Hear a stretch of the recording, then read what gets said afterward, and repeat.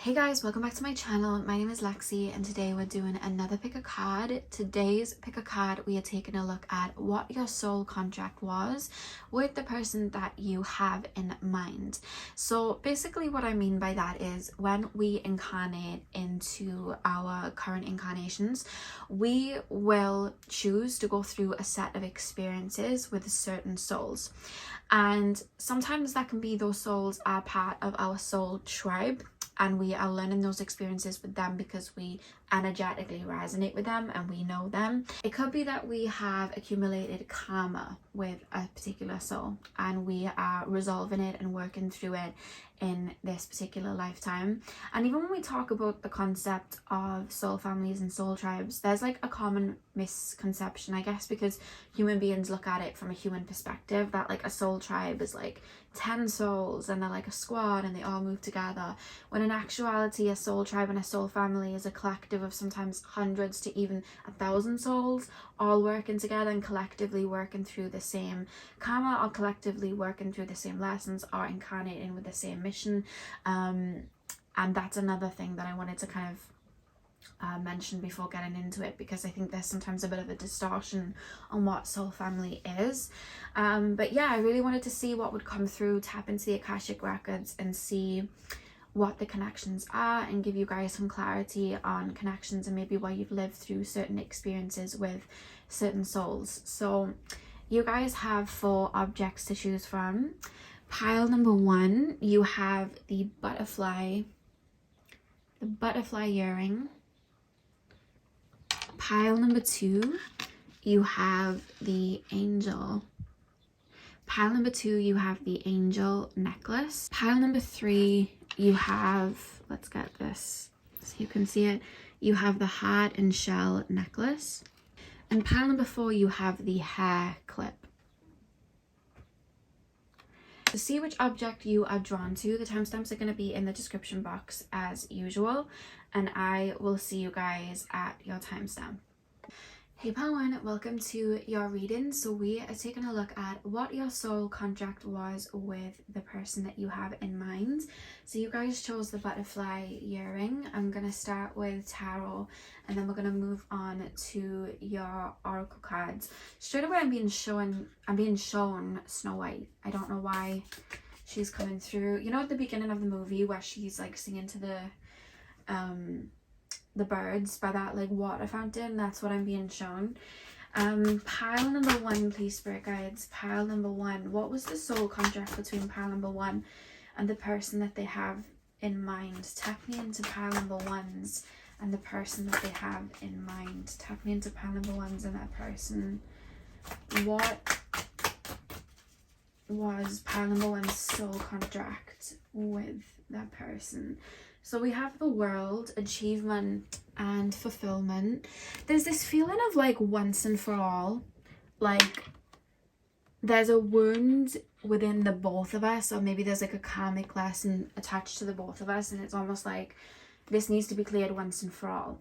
But it's almost not coming through as too deep for you or too deep for your person. It's almost like I almost see you and your person looking at like the DNA strands, which is karmic, like ancestral karma, to look at it, DNA strands. And I'm being shown them all the way back, so I'm not talking about stuff from like 100 years ago. I'm talking like from your family line, like generations and generations and generations back. And it's almost like both of you kind of like, this is where we're going to incarnate, this is what we're going to clear, this is what we're going to work through, this is what we're going to it's almost like I'm grabbing the DNA strand and it's almost like I'm pumping new life into it. Like it changes now, it's shifting now. So I don't know if you're talking about a family member, but it's almost like a gathering of souls, which is quite interesting, like a soul tribe. And it's like, we're going to incarnate and we're going to clear this. We're going to almost act as mirrors and healers to each other so that we can birth and create kind of new life here. This cycle needs to wrap up now, which is quite interesting because your souls aren't looking at it like attached to it karmically, like I want to say souls because it's more than one soul coming through, because it feels family wise. I feel like I'm looking at like a family that would have incarnated, or souls that incarnated in the same family. And it's like, okay, and even like family friends, or like we're not all from the same karmic line, but we're around each other, mirroring the same mirroring these wounds to each other so that we can clear them. So for example, it's like I'm seeing, let's just say 5 souls and you're one of them. It's like you're incarnating, maybe 2 of them have incarnated as parents, one's incarnated as a sibling, and then another soul's incarnated as like a friend that's kind of been indoctrinated into the family, like a friend that has been around for some time, or like a relationship that mirrors those same wounds, like a partner that comes in to mirror the same wounds to have you and help you evolve. There's not one specific person coming through, because I almost feel that even if you did choose this pile thinking of one specific person, you're all tied to a thread to clear something that was connected to a purpose. It's like a soul contract you all have, and that's why you're all being tied to a thread here. So even if you ask for one person, more than one person's coming up, which we'll get into in a second. It's really interesting the way this is coming in. Pile number one, please, the butterfly pile. What was the soul contract between my pile number ones? I'm also being told that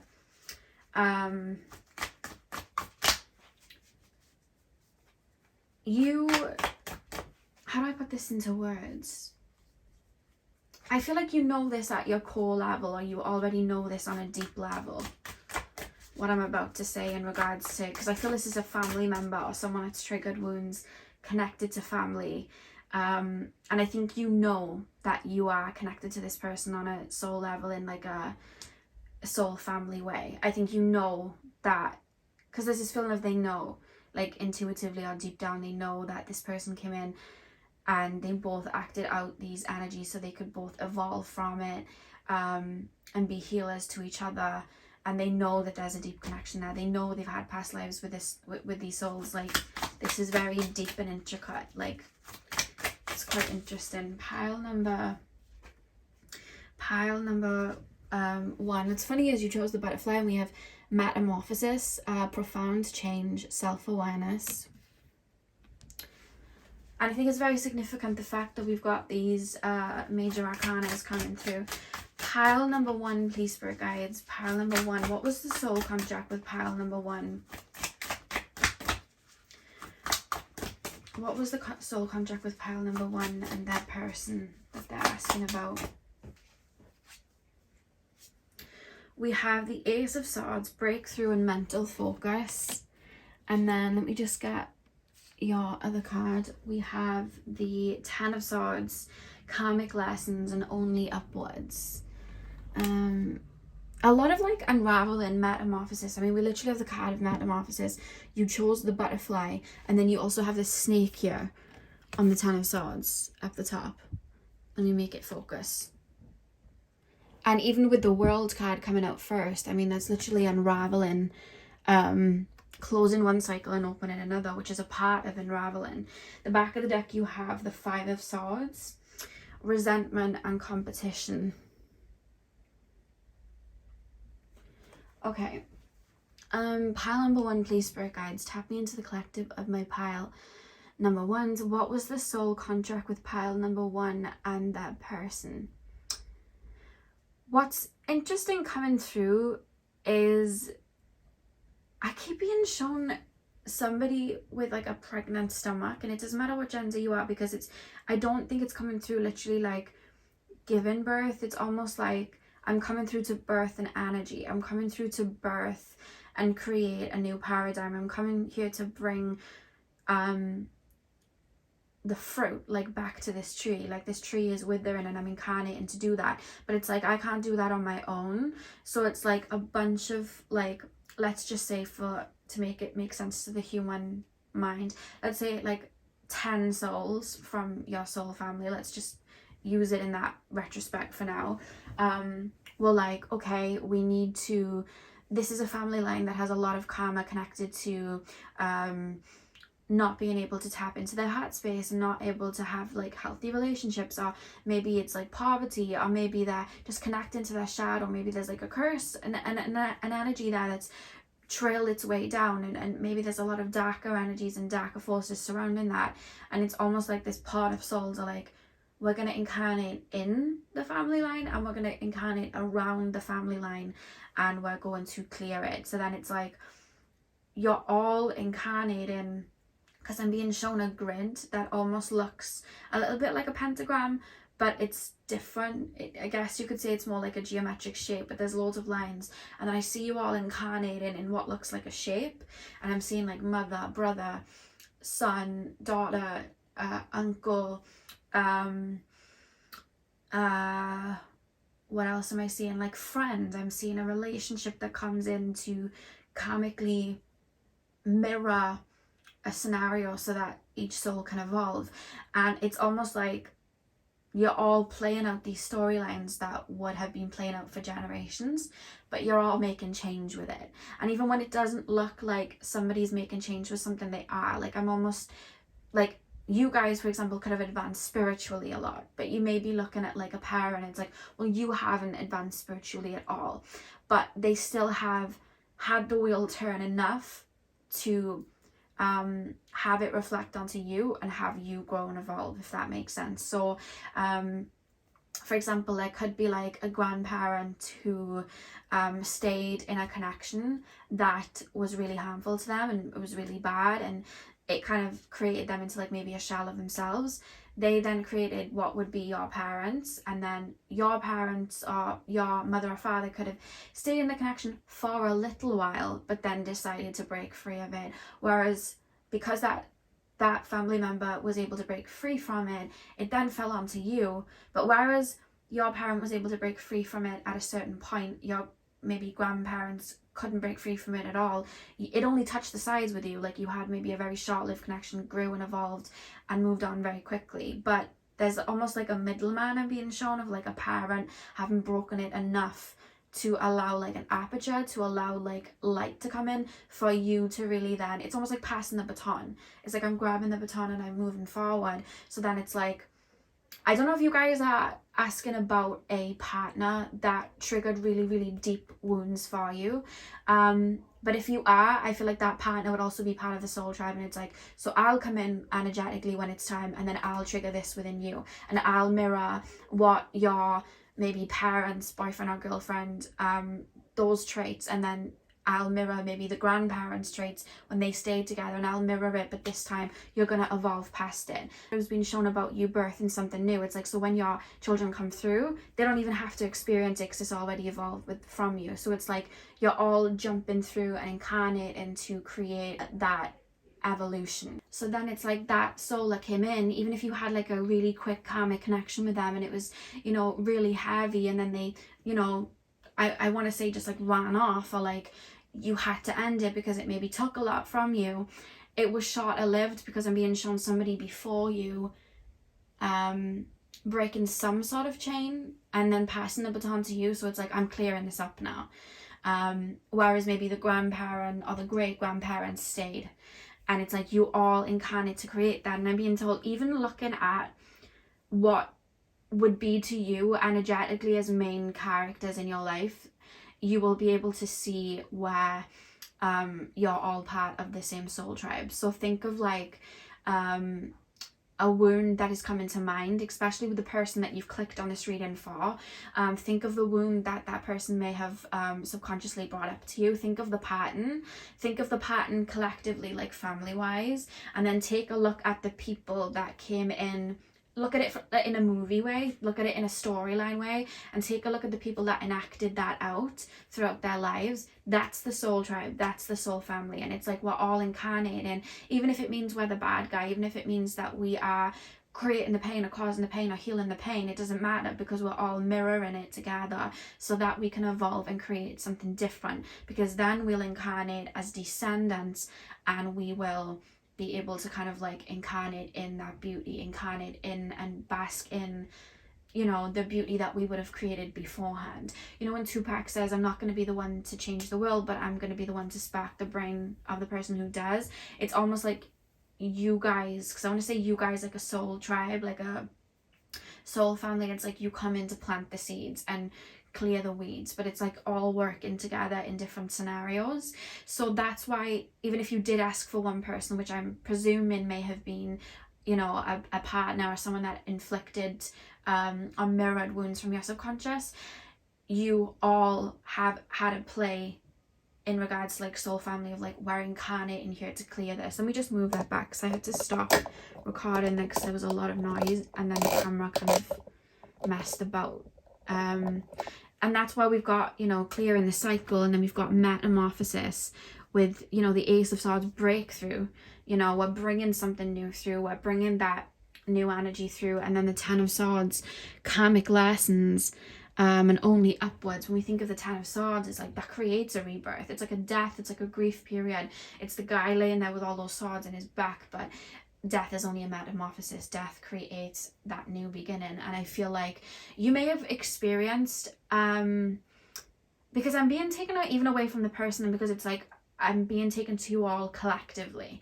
So this whole soul tribe that would have gone through these same wounds and worked through these same wounds, you all would have experienced, I feel, especially with the Five of Swords at the back of the deck as well, a level of abandonment or a level of, and like there's endings. It's like a tower moment after tower moment after tower moment, because it's like we're clearing this, we're not walking the same path, we're not inflicting the same pain onto the descendants that come after us. It's like we are clearing and clearing and clearing it until that newness can come through.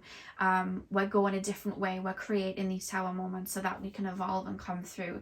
And then it's almost like even collectively on a soul tribe level, it's almost like I keep being shown like a really tall wall, and I'm being shown ancestors as well. So I feel like you guys have a lot of ancestors in spirit that are working with you as well, and it's almost like you're almost pushing each other up to get on top of the wall. So think of like there's chaos at the bottom, and then there's a wall that you can get up onto for safety, and you're all lifting each other up onto it. Like even in spirit, it's like ancestors, you're all lifting each other onto that wall. And even though it may not look like it sometimes, because it's like, this is karmically, you know, this has hurt me, and this is a karmic wound, and I don't want to have to clear this. It's creating that aperture, it's creating that clearing so that it doesn't continue moving forward. And that's what I'm being shown as the soul contract. You're all connected through a thread, and then chose to incarnate and play out those scenarios. Even if it was like you're asking about a connection that might have been short-lived, or like a friendship that had you realize something very deep. I think with you, you've had very karmic connections, and it's because they've all mirrored parts of your childhood or parts of your subconscious that are connected to your karmic family line, connected to your DNA, and helping you clear that karma from the DNA, and helping you clear wounds that were inflicted in childhood. And they were inflicted in childhood because they were being passed through from your parents, you know what I mean? And I think the more it's happened, the more clearing has gone through. And I think that you guys, I keep being shown you guys like Dumbledore from Harry Potter. There's like the scene in the last movie when he passes away, and he has his wand and he like shoots it up into the air, and he kind of creates this like white cloudy substance around him to like save himself. And they're almost referencing you like Dumbledore, like holding this wand, and it's like creating this shift. So I don't know if you work in like, it wouldn't shock me if you work in like energy clearing, or you know, energy working, or Reiki healing, or you guys are constantly doing that sort of shadow work, maybe through psychology, or you're just constantly doing inner work, because I feel like you have a knack for that. Meaning I think your soul has done that in many lifetimes. You're very used to like shedding the skin, going deep. You have the mind for it, I'm being told.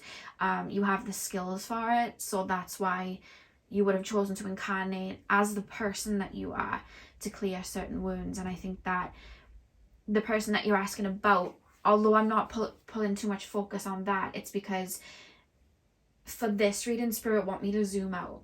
Like Spirit want me to like literally zoom out and show that you're all connected by a thread.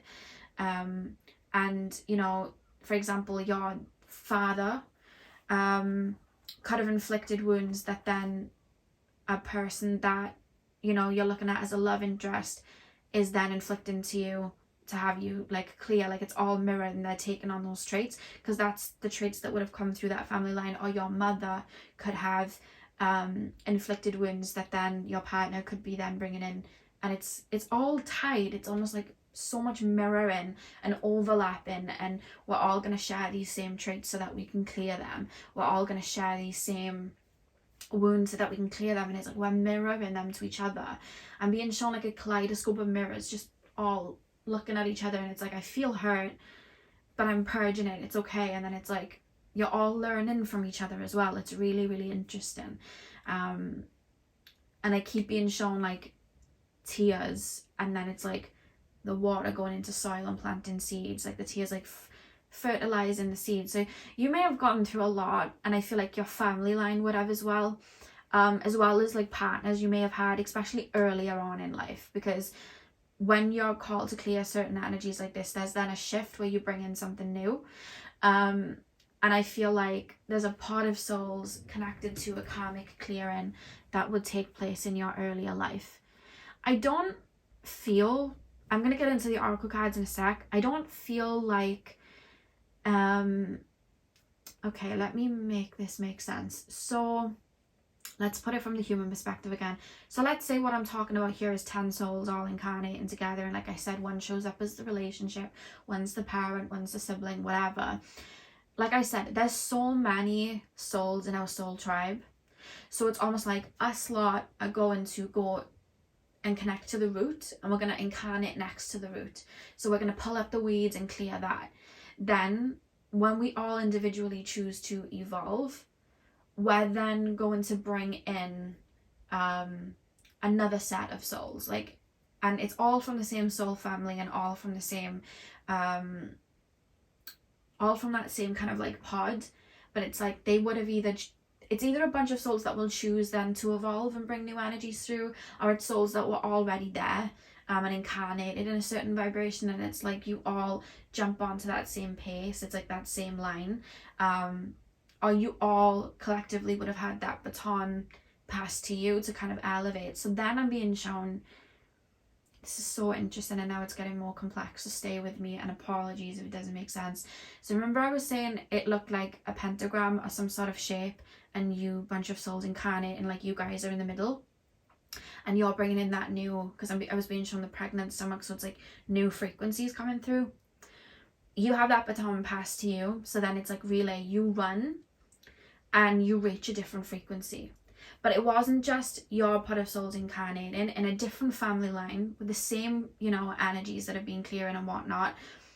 Other members of your soul tribe went and did that clearing in another family line and another one. So this is when the stems connect to the branches. So now you have 5 of these pentagrams, of these shapes, and you and 4 other souls are in the middle, and you're birthing in that new. But to birth that new, you have to evolve. So you all move up a layer to achieve something, and that's when you all come into connection with each other. And that's when you start to, through that new frequency, bring in energies together. So think of that like friends and, you know, acquaintances you meet along the way, and relationships that you meet along the way. You all would have gone through the same clearing, and you would have all had that task of rebirthing to reach a certain layer.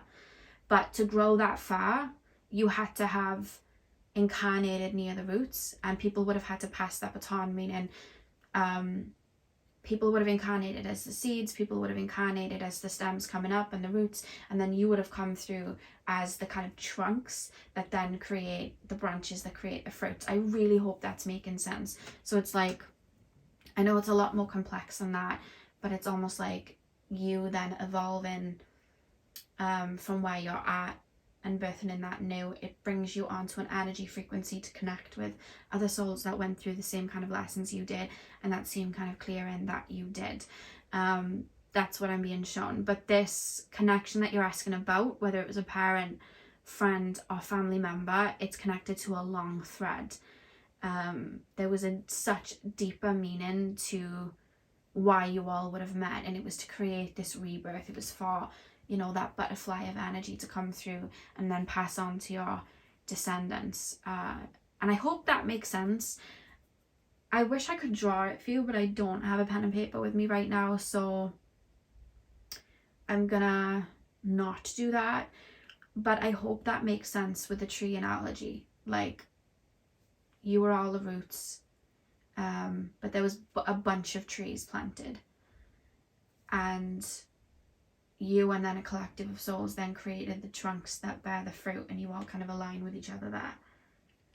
But the person you're asking about was connected to the roots with you. They incarnated into the muck, if that makes sense. They incarnated into the murky waters with you, for you to then rise to the top and meet other souls in other murky waters at the top. I really hope that made sense. And there was a weird click over there if you didn't hear it, which I think was confirmation. But yeah, let's get a bit deeper and see what else comes through. This goes so far beyond just, oh, we're gonna incarnate and we're gonna clear this karma. Like, it goes so beyond that, this does, because it's such a deep clearing that it had to go beyond that. It had to be deeper than that. There's such a thread connecting you all. Even when you do maybe have to evolve, let me just put these in because I dropped the card. Even when you do have to evolve past certain people, they played that intricate part in getting you where you were. And even if they don't evolve, they played their part. They still created that aperture for that light to come through, even if they don't choose to evolve, because you all would have incarnated knowing that the only way out is through, and the key to getting through it lies within. So no one was necessarily meant to go and save the other person and wait for the other person. You are all meant to clear and evolve yourselves. And even if some souls didn't make it all the way through, sometimes it might not have been their purpose to make it all the way through. Maybe they were also going to bring other souls that were then going to pass things through. But either way, it all adds into having that tree kind of grow and the fruits kind of bear. It all adds into, even if people don't get to a place that you feel that you're at or energetically are at, or if they're still swimming in some karma or going around in circles, they may move the baton like an inch, and then maybe their children could come in and move that baton even stronger, and they would also be part of that soul tribe. It all evens itself out, even if it doesn't look like it sometimes, even if you have to cut off people sometimes, even if you have to evolve past people sometimes. I'm saying that because I feel like maybe the person you're asking about, they might not have chosen to do certain inner work that you've done, or clear certain things that you have, or they've maybe chosen to keep going around in cycles. But one, it's their choice, and it could be that there's something that they're still learning, and it could be that they were only meant to move the baton like a couple of inches for somebody else then to come through. Because even though you all chose that same mission and soul contract, you also have your own individual moves to make in this lifetime and how you're going to move. So there's almost this whoever you're asking about, there is a protectiveness over you, and there's a message of, don't stay in your cocoon just because I'm still in my cocoon. You need to pop out. You need to spread your wings. There's a strong message about that. You know the song from Encanto, Two Oruguitas, the butterfly song, and it's like, you have to grow apart to reunite. That's what I'm hearing. So there's a strong reference of who it is you're asking about. It feels like either a partner or a parent. A partner that would have triggered wounds that are connected to a parent, or that parent that was the direct source of that wound. They're saying, I almost feel emotional. It's like, don't stay in your cocoon because I haven't grown my wings yet. You need to grow your wings and fly. Don't stay here for the sake of it. You need to keep going. And I feel emotional saying that, because I feel like there's a grief or like a release of like, I'm leaving you behind. But it's all part of you all eventually getting to the top of that wall, if that makes sense. It's like, whoever it is that's saying this energetically, they're referencing, I feel really emotional. It's like I'm holding you beneath and I'm like hoisting you up onto this wall, even though it may not look like it physically in this current lifetime. I feel like energetically I'm hoisting you up. Like I'm literally pushing you up onto that wall, like you're getting to the top of that wall. And it might have had to be through maybe a painful experience, like somebody walking out of your life or somebody stepping away, but I'm almost being shown a reference in you looking at the situation like, that did actually make me butterfly, that did actually make me grow, I wouldn't be here without that. So they're referencing it that way, even if it doesn't physically look at like it energetically. I'm helping you get there. You can't stay in your cocoon because I'm here, and I'm not choosing to come out. Pile number 1, please, spirit guides. The soul contract between pile number 1. We have the destruction card. Yeah, I think you all came in to create many tower moments, because it's like we were all living amongst the weeds. Somebody had to start hatching it down, and then it's like, it looks like I incarnated into a tornado. It looks like we were all just jumping around this tornado aimlessly, but in actuality we all created the tornado. The tornado had to happen to clear what was already there, because it wasn't working, and it was creating a lack of abundance, it was creating a lot of shadow aspects, it was creating pain, and it was creating hurt.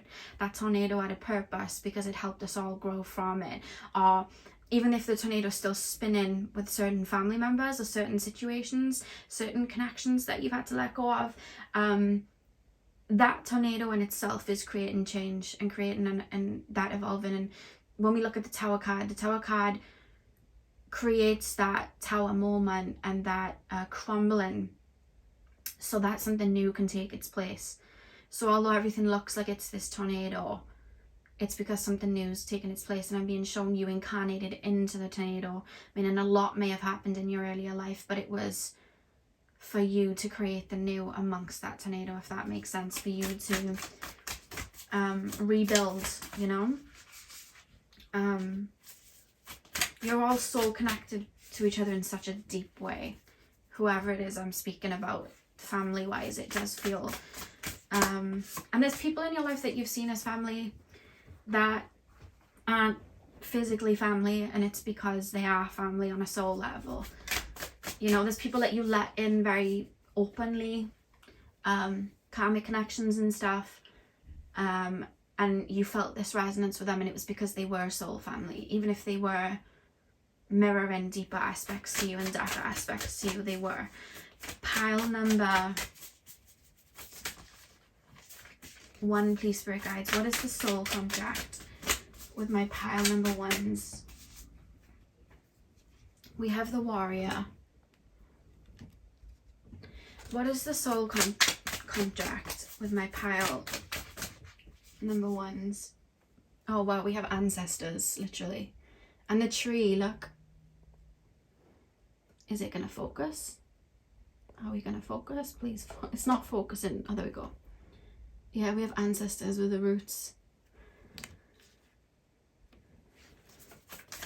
You also may be the ancestors to yourselves. Like, this part of souls that I'm being shown, you may all be, you may have all incarnated in this family line before, millennia back, I'm being told. And you're coming back to bring maybe wisdom from those times back as well.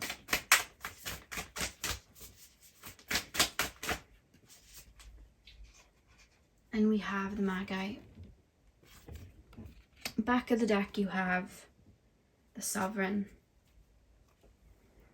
Love that. Okay, pile number 1, please, spirit guides. Destruction, yeah, the tower moment, the warrior, ancestors, and the Magha. You're meant to bring something. Like, I'm being referenced to you, like I said, with the pregnant stomach, meaning birthing something, birthing a frequency, bringing what love truly means from the divine perspective, the universal perspective through. Bringing, maybe a lot of your family line are connected to spirit, but have shut it out. You're bringing it through. You're activating it back into the family line. Maybe you guys are healers, and you're activating that and bringing it through.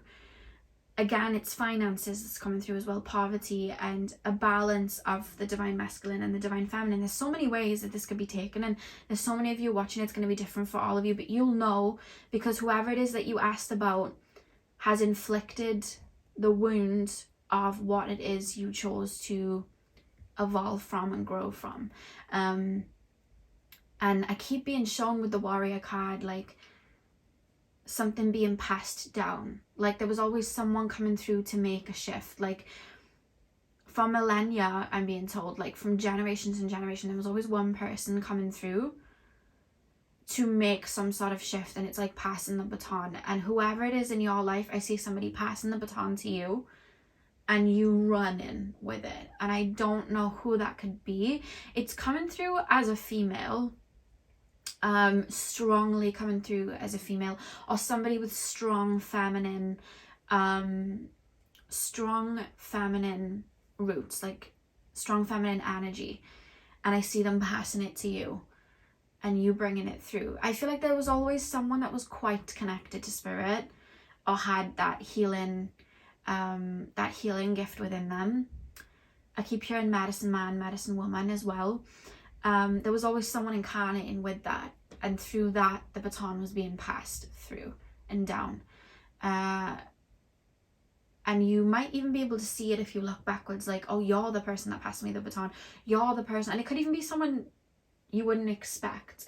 Like you could have a family member that's deeply, you know, swimming in their own karmic wounds and swimming in maybe, you know, certain lessons, but there could be wisdom that they say, or a gift that they could have, and it's like, oh, you passed that to me. Even if you might not even speak to them, it's like, oh, I can see why you passed that to me. You didn't really fully embody it, but you made enough of a shift for me to really hold on to it, especially if it's like spiritually, you know.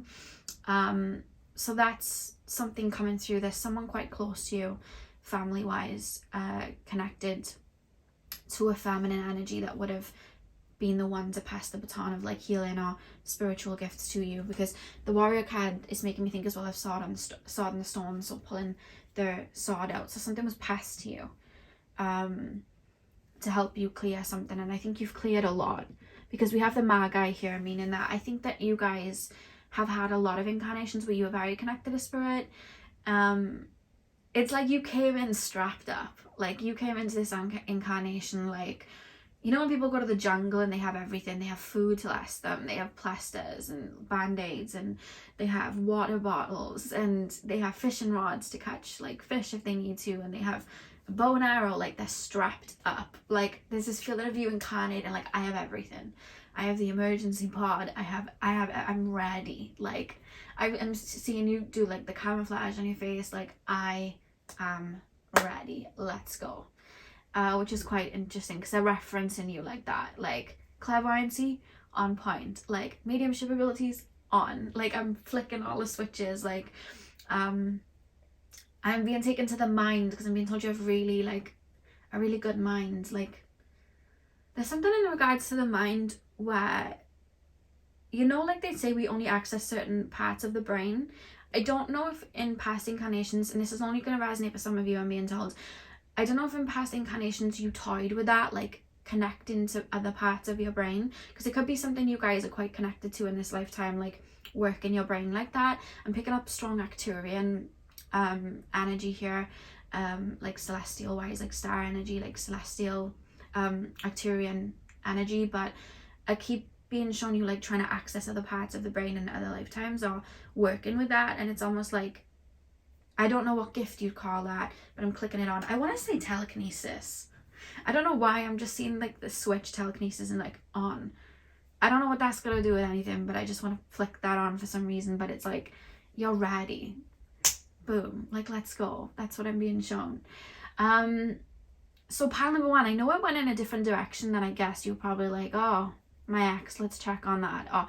Oh, my parent, let's check on that. But it's so much deeper than that, and so much there's such a thread of souls coming through here. Like when I incarnated, it was like, when you ask about one, you're asking about us all, because we all incarnated to do this. Like I literally saw you guys as souls and then a pod of souls around you, and then it's almost like energetically there's like another pod of souls to the right and another pod of souls to the left, and it's like you're all incarnating in that same space. It's really interesting. Really interesting. So pile 1, that is what I have for you guys. Let me know how that went. Let me know how it resonated for you. I'm really interested to see what you have to say about this one, because it went different to what I expected, but let me know. And yeah, hit the thumbs up and comment down below if it resonated, and hopefully I will see you guys in my next video. So thank you guys for watching. Hey pile 2, welcome to your reading. So we are taking a look at what the soul contract was with you and your person, or what the soul contract is with you and your person.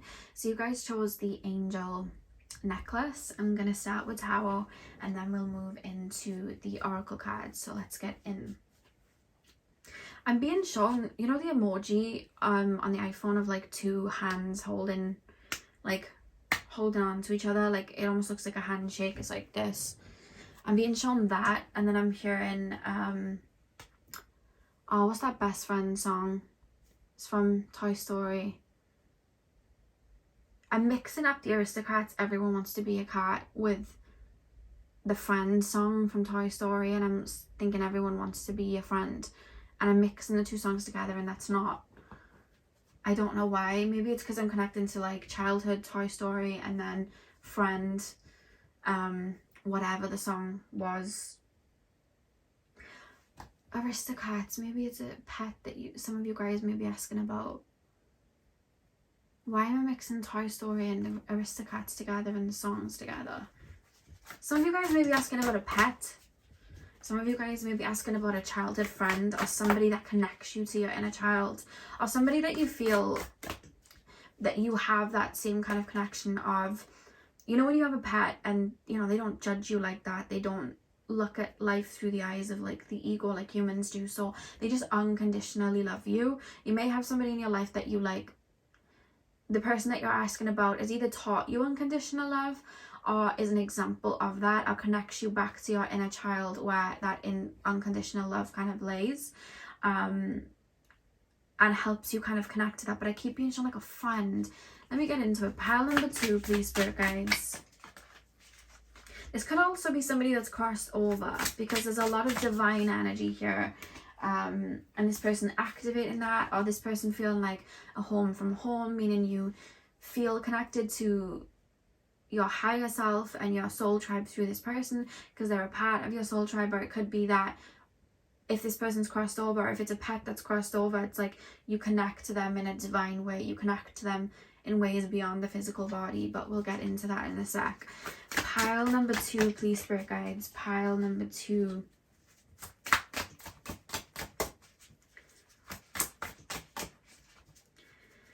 What was the purpose of pile number 2 and their person? Can you show me the soul contract? We have the 8 of Rings, which is the 8 of Pentacles, resourcefulness and positive potential. I keep hearing loving beyond limits. Pile number 2. Pile number 2. We have the Spirit of Swords, eagerness and tenacity. Pile number 2, please. Pile number 2. We have the Wheel of Fortune, adaptation and elevation. One more card, please, from this deck, spirit guides. Pile number 2, please, spirit guides. What was the soul contract with pile number 2 and that person? We have the Ace of Cups, spirituality and fulfillment. It's almost like I'm tapping into someone that may have triggered a spiritual awakening in you, or opened up your heart space and heart chakra to tap into love from the spirit, from the eyes of your higher self, from a deeper level. Even if it was someone that might have inflicted pain, it's almost like they karmically triggered something that created a domino effect to connect you to what love really is. Because I keep being shown a heart chakra really opening. It could be someone that's passed, and it's almost like I'm grieving something really strongly, but then it's also activating something really deep within me. So for some of you guys, it does feel like a pet or somebody that's no longer physically here, but then it's also like I'm activating a spiritual awakening.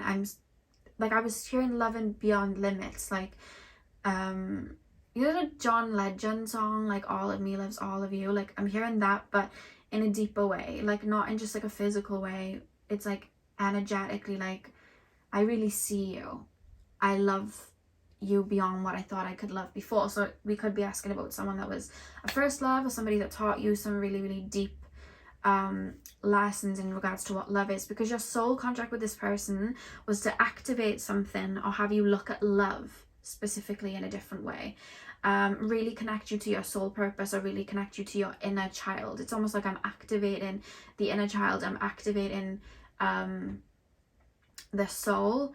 And it's really interesting because for some of you, you may even be asking about karmic. This reading and pile number 1 has gone so much deeper than what I expected, but I don't know why I expected anything less, because it is quite a deep question. But this could even be someone that like you brushed past, meaning this could be someone that you had like a very quick karmic connection with.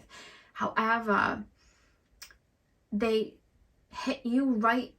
It's almost like that rippling effect of like, they may have caused a tiny wave, but then it went into a full tsunami that almost like flipped a switch in you to clear out energies in regards to your heart space, to then awaken what love really means to you in a really profound way. Or it's someone that you really did love on a deep level, and maybe it's someone that passed, or somebody that had to step away, and it created this tsunami, this flooding in regards to the heart chakra that awakened love in a really deep way, which could also have created, when something is moved within us that deep, it could create a purging and alchemizing of the heart space, but it can also trigger a ego death, or like I said, an ascension, you know, like a dark night of the soul. So that could have happened too, but it was almost to free you because of the angel wings like flying away. It was almost to free you, but open up your heart space in regards to love, because then I'm being shown like an echo coming through. For some of you guys as well, if you did ask about a pet, or even if you didn't ask about a pet, it's almost like a pet's coming through. So if you've been thinking about a pet that passed over, because I'm being shown like specifically a dog or a cat, but it could be a horse. I just got shown a horse as well. There's almost this feeling of like, don't forget about me. So I don't know if someone's got a horse that passed over. If you've been thinking about them recently or having dreams about them recently, they're around you quite strong. But there's like a reference of, it's almost like they would have had that same purpose, because it's like, I'm connecting you to the divine, I'm connecting you to your heart space. It's almost like if you had a pet, they were in your childhood, because somehow it's connected to this reading somehow. I'm being shown your heart space, and you having a pet before something happened that would have hurt you. So say now you were like 3 and your heart space was like very open, connected to the inner child, because I'm being taken to childhood. I'm being shown a pet, and it's almost like this pet is like wrapping like a bow around your heart space, and then connecting the other part of the bow to itself. And then you go through something heavy, so then that heart has maybe like cement or thorns attached to it, like karma or wounding attached to it. However, there's like a softening of the blow because of this pet creating this ribbon, or attaching this ribbon to your heart space. So while you were maybe going through certain wounds and maybe forgetting to tap into that unconditional love at times because you were working through certain wounds, or you were having a lot of pain inflicted, this pet is like it's almost connecting you to that heart space, reminding you of that connection to the divine, reminding you of that unconditional love that you naturally operate on, reminding you of your soul's purpose, and that like connected to it. And I feel like the person that you're asking about may have this is so interesting, the person that you're asking about may have inflicted certain wounds, but then I'm being shown this has gone in such a bizarre way. This has gone in such a bizarre way, because it's, even for some of you guys, this isn't even a pet, this is like a sibling that would have put the bow around your heart space. So if you had a sibling very close in age, they're putting the bow on the heart space, or it's a pet, and then it's almost like you're going through life and then there's a turning point where you start to clear that energy around your heart space. This has gone completely off the reading now, but it's coming through. While you're making your way back and you're clearing the thorns and you're clearing the cement, you find your way back, but you find your way back and there's that ribbon there that's kind of like holding you together and guiding you back. So I don't know if there was a pet that was around you that was a spirit guide connecting you back to your heart space a lot. I keep being shown a Labrador, but it doesn't have to be. There's just like a pet coming through referencing that. Like, that was my purpose, by the way, I'm coming through to reference this. Because there's almost this feeling of like a pet around you strongly. Could have recently passed, especially if you've been clearing something quite strong. But it could just be coming up in your dream state or coming up energetically around you right now, because there's something heavy that you're clearing. But it's all tied in to whoever it is you're asking about, if it's not a pet. So then we have the Eight of Pentacles, the Spirit of Swords, Wheel of Fortune, and the Ace of Cups. Your soul contract with the person that you're actually asking about, it's funny because they're coming through as like unconditional love, but I feel like maybe their presence in your life wasn't unconditional love. I feel like maybe their presence in your life, they were in a very tumultuous state of mind, or they were going through their own karma, or they were maybe being quite deceptive, or they had so many wounds connected to them that I feel may have even mirrored your wounds, but it's almost like you saw the light in them. It almost activated something within you. Maybe you wanted to save this person, maybe you wanted to heal this person, maybe you wanted to pour into this person, but it's almost like it activated something within you. Like, it's almost like I feel a little bit grief stricken, like I want to fix you, I want to heal you, but it's almost mirroring back to like, I can only heal and, you know, save myself. I can't heal and save you, I can only heal and save myself. So now that's created a ripple in effect where I've now changed course, I'm turning around and I'm finding my way back to my own heart space. Oh my god, this is so interesting. Okay, let me give you a storyline so I can make it make sense. So like I said about the pet coming through, because they're also connected to the same story, or the sibling, they're tying a ribbon around your heart right before things get a bit messy. You have wounds inflicted in your heart, and you may have been going through a lot of shadow phases. You may have been going through a lot of connections that may have been triggering things for you. You may have been having connections where you almost felt a little bit disconnected to self. You may have felt like you were drifting. You may have felt like a jellyfish. You may have just gone through a certain amount of painful experiences where certain things were being inflicted. You meet the person that you're asking about, and whether they had a positive effect on you or a negative effect, it didn't really have to matter, because there's this feeling of you wanting to save and fix this person. I want to save you, I want to fix you, I want to be there for you. It's almost like I feel like I need to sacrifice myself for you. It could be, again, a parent that passed away. It could be a pet that passed away. It could be a connection that you had, like a karmic connection, and they were going through a lot and you just couldn't help and fix them. And anytime you did, you ended up hurting yourself. This person flipped the switch within you where the tide's all going this way, but then when you meet this person, you turn around. It's like a boat turning around, and now the water's going this way, so the tide's coming back in. But whether you realize it at that point or not, subconsciously you got the message of, I can't fix you, I can't heal you, or even I can't bring you back. But what I can do is fix myself, heal myself, or find my way back to myself. So then you started making your way back through the muddy water. Then you started making your way back through the thorns.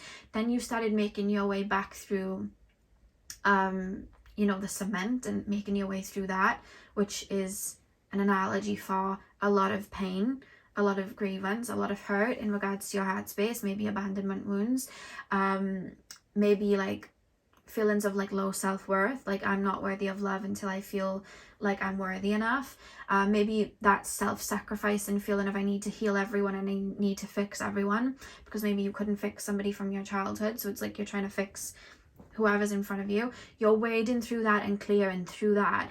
And that's where I see this pet or this sibling next to you that has this ribbon attached to them, and they're walking you home until it's time to come back to your heart space and kind of create that activation. So it's almost like a karmic cycle that this pet would have walked you through, with the Wheel of Fortune and the Eight of Cups bringing you back to your heart space. I hope this makes sense. But there's almost this feeling of you would have walked back to your heart space without the person you're asking about. Like, this person could have abandoned you. This person could have triggered a really deep wound within you. This person just could have been going through their own war and battling their own demons that they just couldn't show up for you. And maybe you were self-abandoning yourself being around this person. But at one point, it's almost like, okay, I need to turn around and make my way back now. I need to leave this person behind and look inward. I need to maybe go on a self-love journey. I need to look inward. I need to, maybe it created a spiritual awakening for you where you ascended and evolved and looked at the situation from a deeper perspective and found your way back with your intuition activated, your connection to source activated. But all the while there's this ribbon attached to you, which is a pet or a sibling or a friend from childhood that felt like a sibling. It could be as well. It's just a sibling feel, but sometimes we can have friends that are like siblings. But then it's also a pet too, for some of you. Specifically a horse, a dog. Because this is an animal that would have lasted for a long time. And I know some horses can last a long time, because I knew someone that had a horse for 20 years.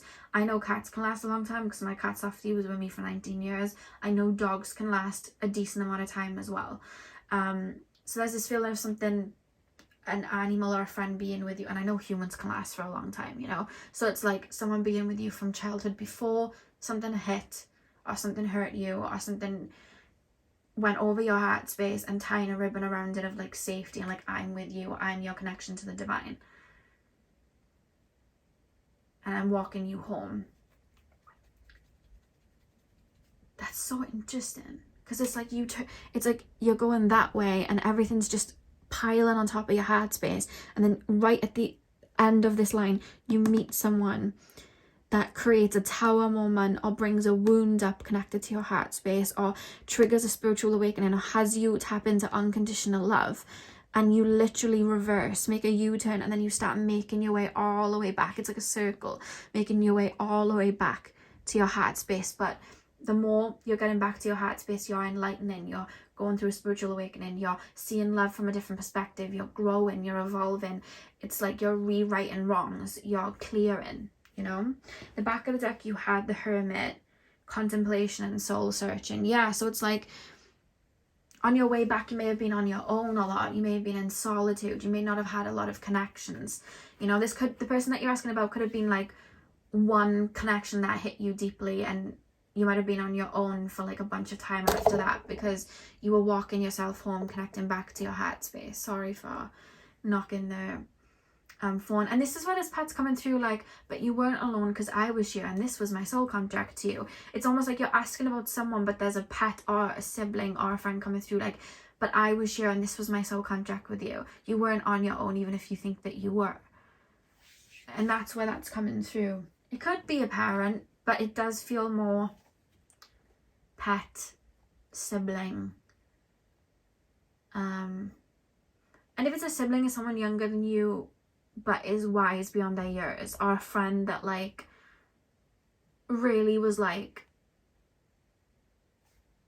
I'm trying to think of like a duo to give you an explanation. It's like I'm not even being trying to do it, it's more like you're part of me. You're walking with me. Think of like Wizard of Oz, walking Dorothy to the I forgot where she goes. Walking Dorothy to Oz. I don't know where she was going, I forgot. But you know, that's what I'm being shown. But this person coming through, they were here to trigger or mirror something in your heart space for you to walk yourself home. And I think they're not coming through too strongly because they're standing back very modestly. And they're kind of referencing like, you could go into my connection to this person, because I do feel like it's a level of like soul family, but they're almost referencing like, you need to do what I did and mirror it back to them, because it was never about me. They might want to know about me, but I was just here to trigger the wound. This journey that they went on, they did it themselves. I'm not going to take responsibility for how they grew, because even though I triggered it, I was only here to hold up a mirror. They did this, and they need to look at themselves more and pat themselves on the back and see the journey that they've gone on to bring themselves back to the heart space. They've just lost connection to something and then gained the connection to something. They've literally just think of like the deepest, darkest pits of something you could go to. They just literally journeyed down there.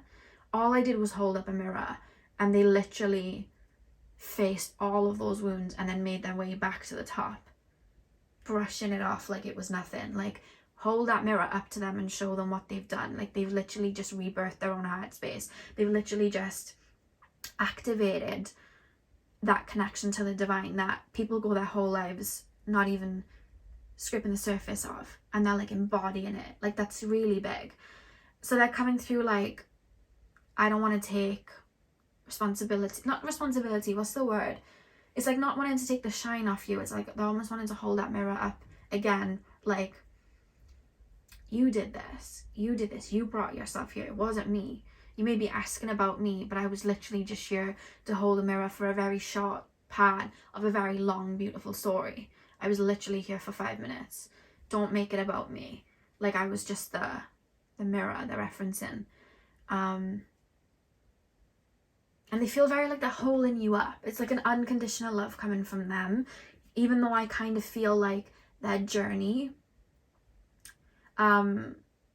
with you might not have been them holding the traits and qualities of unconditional love. But I feel like you also show them an example of it in their life. They had to choose whether they'd embody it, but I feel like you show them that, because there's this feeling of like, you showing them vulnerability, are you showing them unconditional love, are you showing them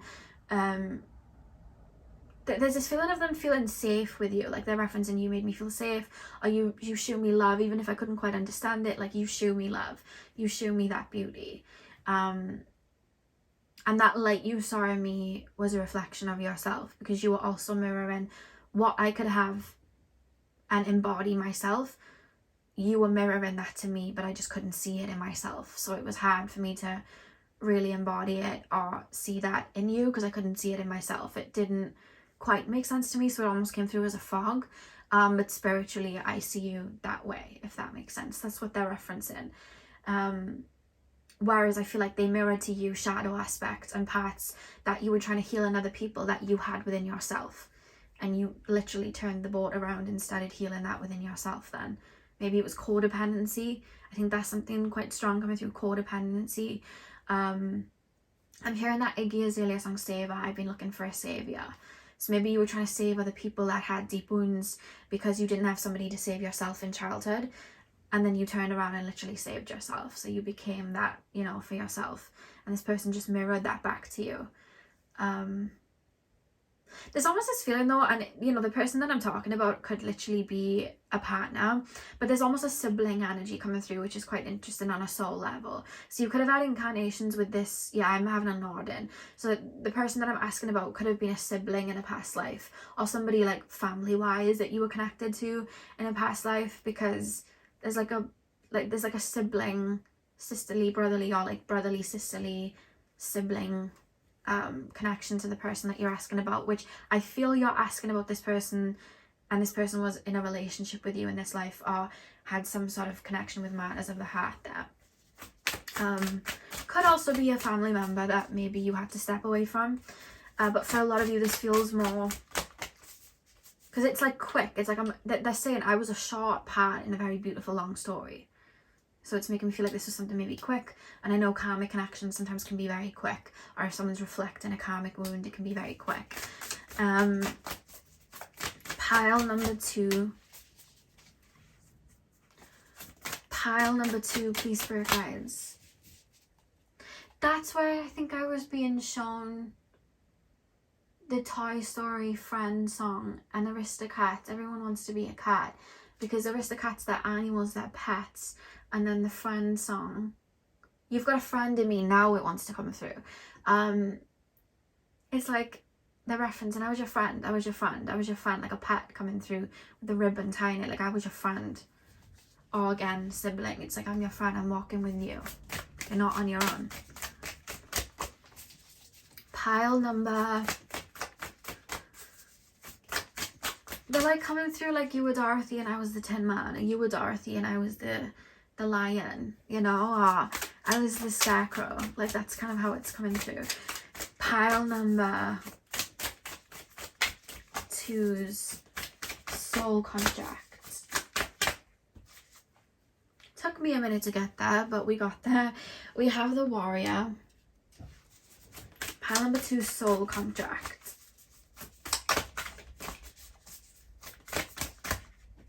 I think the person you're asking about though does have the same heart as you. Whether they're choosing to embody that light, it's going to be different for all of you.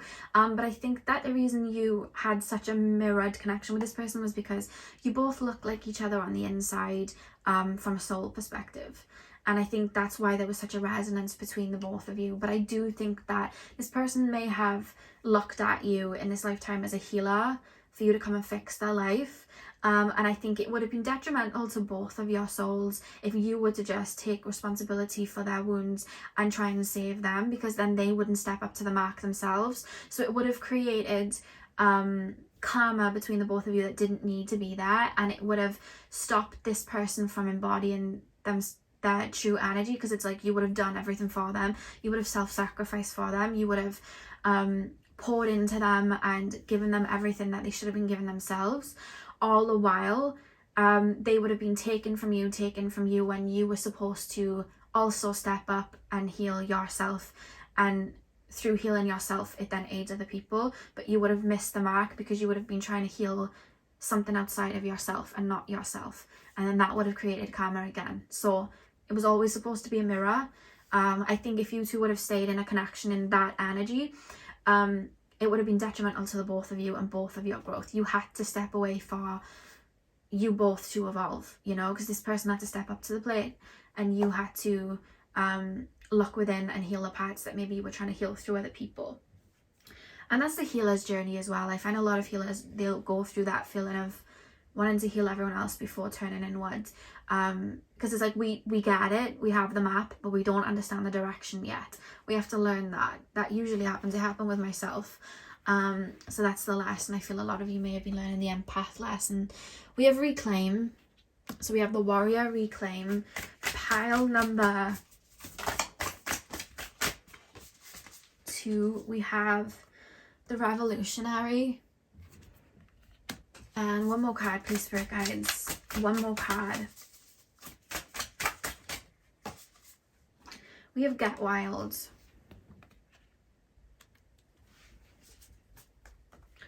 And the back of the deck we have Manifest.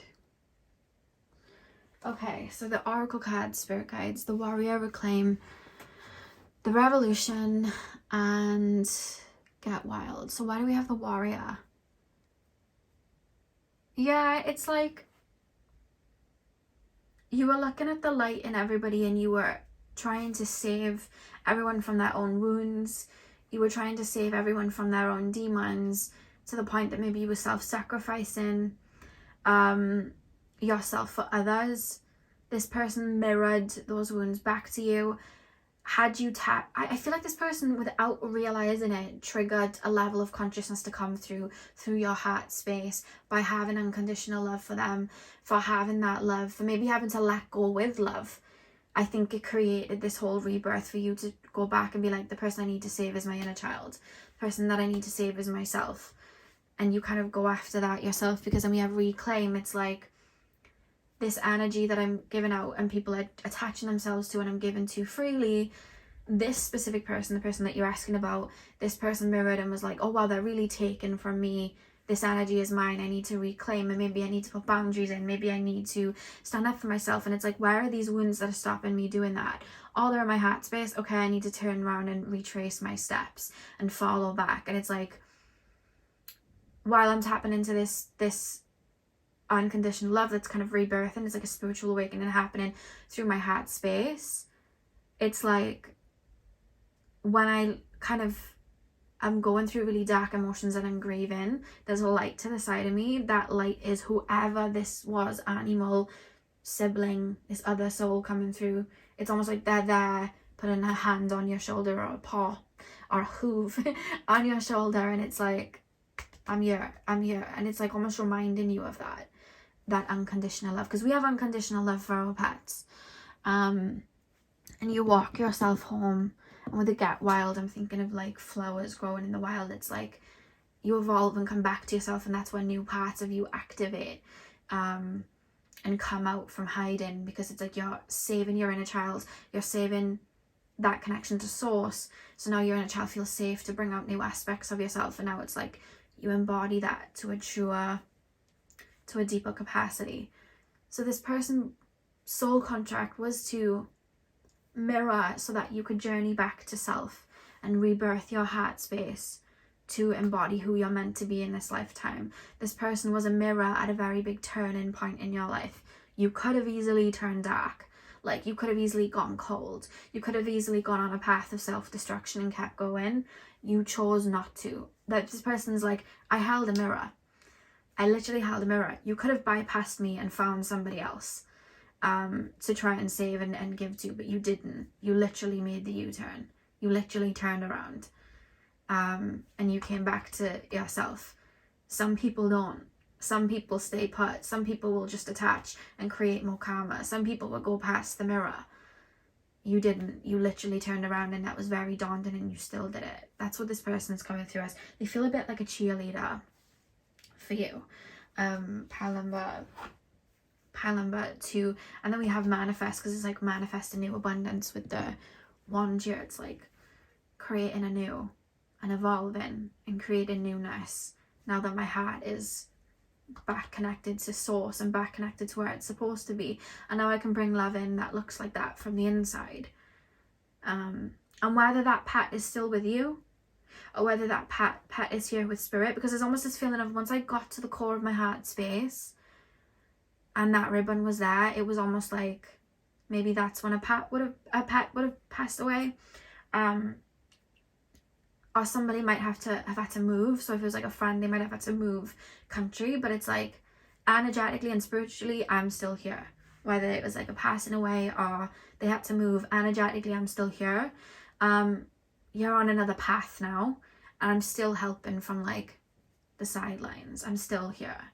That ribbon's still here. Like that, I'm almost being shown now it's off your heart space because it's not needed there. It's almost like it's tied to the wrist. It's almost like you're still with me, that sort of thing. Because there's a pet really protective of you, either in spirit or still physically, really protective and still walking with you. It's just their need, your need for them is because you've evolved. It's like it's changed now. There's a different frequency now. Yeah, so pile number 2, this person that you asked about, the original person that you asked about, they were a mirror. This person was a mirror connected to your heart space, and you turning around and being that savior to yourself, or learning self-love, or learning self-empowerment and putting boundaries in and standing up for yourself, your own empowerment and connection to the divine. This person was a mirror for. That was their soul contract. They were always going to be a mirror. And I have to mention it, the pet or the sibling. Let me know in the comments which one it was. Could be a friend that was a sibling too. They were here always to walk with you and be just a friend to you and protect your heart space. That's what it feels like. Sometimes we have people and we like physically it might not look like there's a purpose, but they're always around, and energetically they have a really big purpose and maybe protecting us or guiding us or giving healing energy when we don't realize it. I have a friend, she cries a lot, like a lot. She's got a lot of cancer in her chart, by the way. And I was doing work with her energetically for a course that I'm doing, and when I tapped into her, I was like, your crying is like golden. Like you're crying, you literally releasing, and like the reason that you cry is because you're releasing and you're taking energy on from people all the time and you're just releasing it. And she worked as a healer in that way. She didn't have to be in like the spiritual healing professions. Her just crying, she was just taking on energy and releasing it. And it was like strong bodies of energy too. And I was like, that's insane. That is so cool. So there's almost like people around you that may have done that, or like protecting you or whatever it was, whether it was a friend, sibling, anything. It's like they had like a purpose in guiding you and protecting your heart space, pile 2, and they wanted to come through strongly because I feel like they were connected to a part of the mission here that you were asking about. So pile 2, that is what I had for you guys. I really hope that you enjoyed the reading. Hit the thumbs up and comment down below if you did. I'm sending you guys all of my love. I hope you have a beautiful morning, afternoon, evening, whenever you're watching, and hopefully I'll see you guys in my next video. So thank you guys for watching. Hey pile 3, welcome to your reading. So we are taking a look at the soul contract between you and the person that you are asking about. So you guys chose the heart and shell necklace. I love this necklace. It was actually on Etsy if anyone wants to get it, as an Aphrodite necklace, and I was like, that is a must-have, because it has the, I'll show you it quickly, it has the pearl in the shell with the heart here, and I just thought that was so beautiful, and I'm always looking at ways to honor Aphrodite, so I wanted to get that necklace and I love it very much. So if you are interested in that, I'm not sponsored at all, I literally just found it on Etsy. I just want to share the love because I really love the necklace, but it was called Aphrodite necklace on Etsy. So yeah, so pile number 3, let's get straight in. And we're going to be taking a look at your soul contract with your person that you're asking about. So spirit guides, can you tap me in to the collective of my pile number 3? Straight away I'm hearing unfinished business, meaning that there could be a karmic link on a soul level with this person, because with unfinished business is making me think that karma would have accumulated and you were clearing it in this lifetime with this person. That's how it's coming through. And I'm being shown you and this person with a rope connected to, it's around both of your waists and then aligning you with each other. You know when you do tug of war? But it's around the solar plexus. It's like, I wouldn't say it's connected to the heart space, I wouldn't say it's connected to the heart chakra, it's like between the heart space and the solar plexus, but it's like because of wounds that would have been in the heart space and heart chakra, it then made its way down to the solar plexus and affected it. This is in a different life, this is like past lives, but there was unfinished business with this person that you're asking about. But let's get in. Pile number 3. Pile number 3, please. I'm hearing wild one. Hey, I heard you were a wild one, Sia and Florida. I don't know why I'm hearing that. Pile number 3, please, spirit guides. Pile number 3. I just feel like the love that never was. Were you like meant to be in a relationship with someone and then it fell through? Were you meant? It could be that you were maybe meant to have a relationship with this person in this lifetime, but maybe you because sometimes I see this when I do work like this. Sometimes souls are meant to have a relationship, but sometimes, especially those with psychic abilities, we may see the ending before it even happens and we may resist, but the lessons still need to be learned. So they're learned in a different way. So they're still triggered, even if a relationship didn't commence. So it could be that this was a situationship. So it could be that you had, you know, a situationship with this person, or a relationship that fell through very early on. But it was enough to trigger certain wounds that needed to be triggered because it was clearing something that it's kind of like a karmic resolution.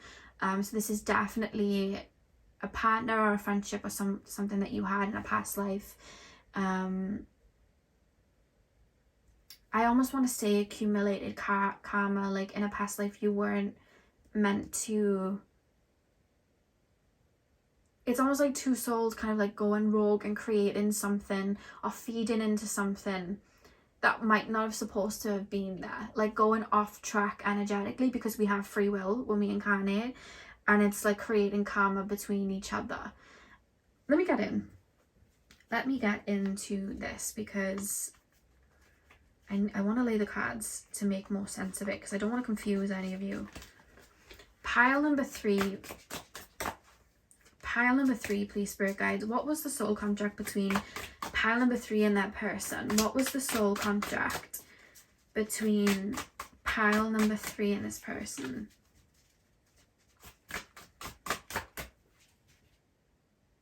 See, the person that I'm asking about, they are connected on a soul level. Like, they are part of a soul family, but it's almost like we're finding our way to each other and we weren't really supposed to.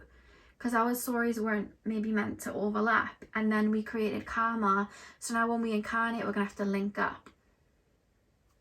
It's almost like premature. Like, later on down the line, we were meant to link up and have a connection in like another lifetime. Because remember, time doesn't exist in spirit. So it's like later down the line, we're going to have a relationship. But it's not in these incarnations at all. But yet we've met in these incarnations and now we've created some karma. So now we've got to clear it. Hang on. Let me just get the cards down. Pile number 3. Because you and this person are really drawn to each other. Pile number 3, please, spirit guides. Yeah, you and this person have like a magnetizing energy towards each other where like you don't forget about each other.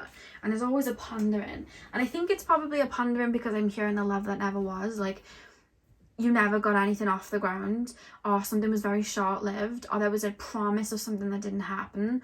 And two boats are like, it's like 2 ships crossing in the night and one's going right and one's going left, but they're remembering each other. And we always hold on sometimes and have a hard time releasing and grieving and getting over something that didn't really happen, something without closure.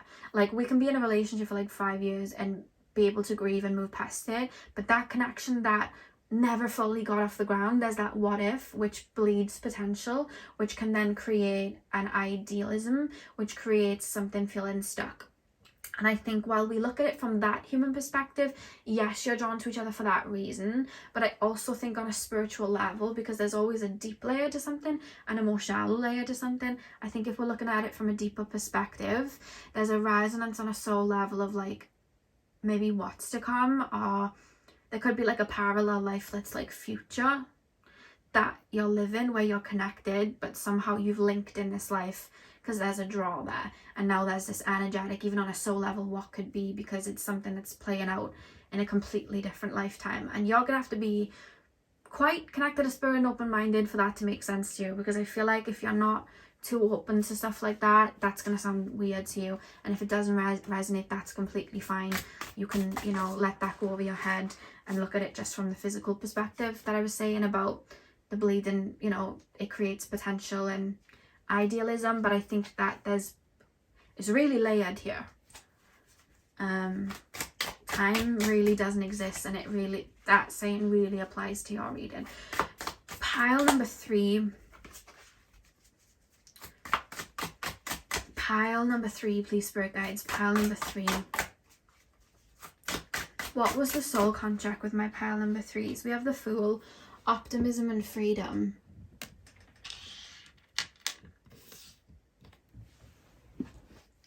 Pile number 3, please, spirit guides. What was the soul contract between pile number 3 and their person? We have the Ace of Wands, ambition and willpower. Pile number 3. What was the soul contract between pile number 3 and their person? This connection definitely would have been short-lived. If not, it might not be our pile. 4 of Swords, solitude, healing. It's like wrong timing always. Every time we're linking, it's wrong timing. And it's wrong timing because you've set up shop over here, I've set up shop over there. We weren't really meant to link yet, or we weren't meant to link in this life, even though we have history. Or we weren't meant to link in that other life, but now that we have karma, we have to meet in one way or another to cross paths, to clear that karma so that it's not following us. 5 of Rings, insecurity and recovery. I keep hearing what if, what if, what if. 9 of Wands, test of strength, perseverance. So you have 9 of Wands at the back of the deck. Then you have the Fool, the Ace of Wands, the 4 of Swords, and the Five of Pentacles. So going on to the soul contract first off, so this is a soulmate. This is somebody that I feel like in a parallel timeline you're actually in connection with, especially in regards to matters of the heart. So I feel like this is somebody that you could have a relationship with in like a different lifetime. Like I said, time does not exist, so it's like a different lifetime. There's a potential for that. However, then I'm being taken to like a past life, and you and this person in a past life, but because your souls are connected to each other, you somehow link, you somehow connect to each other, and this is where karma is then created. I feel like I need to pull a little bit more in regards to how karma was created, because this is telling me the story, but it's not telling me how karma was created. Can you give me one card just to signify how the karma was created with this person? Because it wasn't from this life. You were mirroring the themes of that life in this lifetime, but this wasn't the first time you linked. I think you were choosing to clear. Sorry guys, I just knocked that with my leg. You were choosing to clear something that was created in another life. What was created? What caused it? Give me one card to show me how was the karma created. Why am I being shown Blue's Clues? I don't know why I'm being shown that. Ace of Pentacles. Recognition and success. You're quite psychic, aren't you? You and this person are deeply intuitive and psychic. You and this person know when someone's meant to have significance in your lives. This has happened for time. This has happened in past lives. You intuitively know when there's a connection that's supposed to be happening. You intuitively know. You're both energetically quite psychic. Even if you or your person don't openly embody these abilities, they are abilities that are within you energetically. And I think that you both have been very connected in regards to like your intuition in past lives. You and this person somehow in like a past life would have briefly crossed by each other. You could have, met, like somebody walking into a store and just being drawn to someone. Somehow a connection would have started.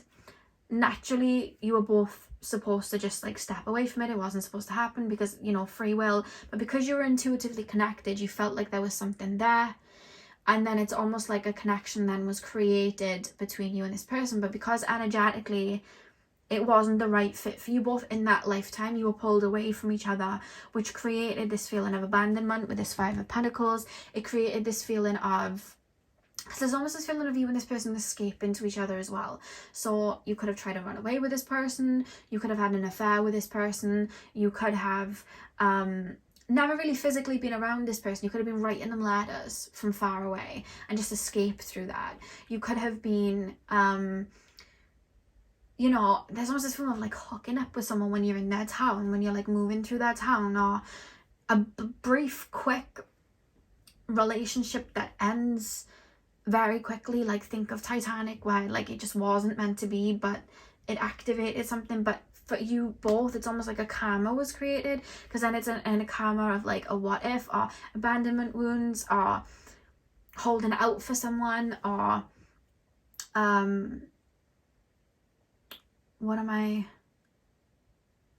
it's almost like looking away from current reality and living through a fantasy.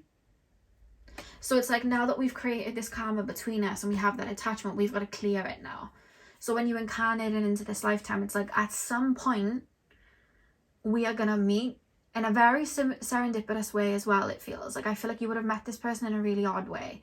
Like you were briefly in a job and then you met them, or you were briefly, you bumped into each other randomly, or you made a friend and then this person was like a cousin, like you just never knew about, and then all of a sudden it's like, oh, I never knew you had this cousin, because they come in at a specific moment when a wound was open. So it's like energetic resonance. That's when they come in, and you both met to clear something. You both met to clear that karma of maybe not feeling good enough for the other person, or not being able to step up to the plate to be with somebody, or you were both learning two different lessons. One of you was learning, because it's solar plexus energy, one of you was learning abandonment wounds, or those abandonment wounds inflicting your self-worth, or you were learning with the Ace of Pentacles, maybe you were looking to other people to fulfill needs within you. So it was like you were looking outside of yourself for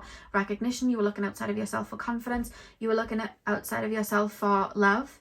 And this person then, from their side, it's like, because I'm hearing wild ones here in flow right now, like they're looking at you as like a wild one, like, I want to feel good enough for this person, I want to feel ready for this person, I want to jump in, but I just can't for some reason. Like, I don't feel confident enough. So you were both dealing with wounds from the solar plexus, and you both had to clear that.